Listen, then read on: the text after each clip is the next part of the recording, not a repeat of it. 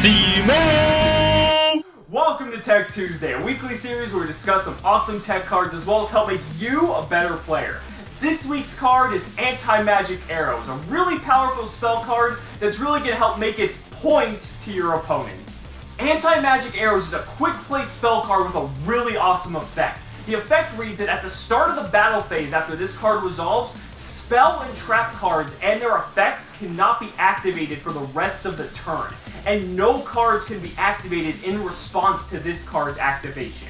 Now, when I first saw that we were getting this card, I was just like, fuck, because this card is extremely powerful, basically making it so that you can get any OTK that you want to go through free of spell and trap effects. Like, that's just amazing. I mean, it doesn't matter what deck you're playing. You could be playing NEKROZ, SHADDOLLs, Burning Abyss, Klee. It doesn't matter what it is. If you see your opponent has back row and you have the OTK set up, go ahead and slap this card down and you're going to be able to push for all the damage that you want.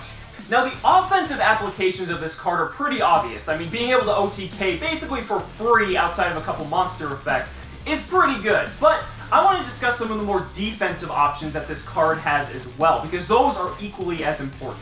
You know, one thing that I think a lot of people overlook when it comes to this card is that the effect doesn't last until the end of the battle phase. It lasts until the end of the turn. And that is just extremely powerful for a myriad of different reasons. Take NEKROZ, for instance. If you activate this during their turn, they're not going to be able to activate their mirrors in grave to be able to search for more mirrors. And so that's really good because on your turn, if you have the ability to, say, play a Rhapsody and be able to banish those mirrors from their graveyard before their next turn, that is a complete shift of momentum and an extremely powerful play.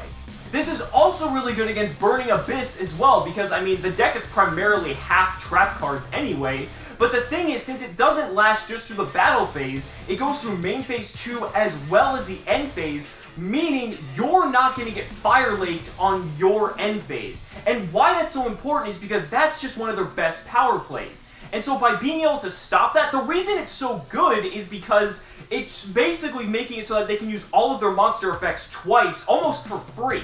And by being able to stop that in the end phase, you're going to be severely hindering that play and potentially saving yourself from getting OTK'd the next turn. And not only does Anti-Magic Arrows help you OTK, but it also prevents you from getting OTK'd. Look at SHADDOLLs. You know, traditionally when SHADDOLLs go in for an OTK, it usually involves the use of SHADDOLL Fusion in some way or another.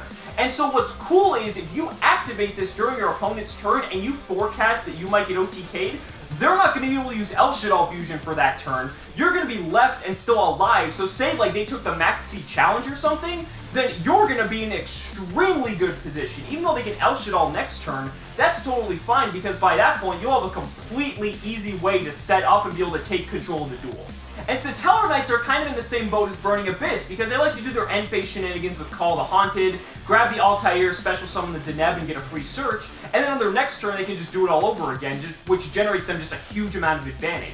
So Anti-Magic Arrows is really good because, again, it helps deter that play and stops them from essentially doing the same thing twice before you even have a chance to do anything else. And not to mention, too, again, Satellar Knights is also a fairly heavy trap deck, so being able to stop cards like Mirror Force, Dimensional Prison, you know, any of these other really strong battle traps is something that just helps, you know, get your attacks through and get done what you want to get done.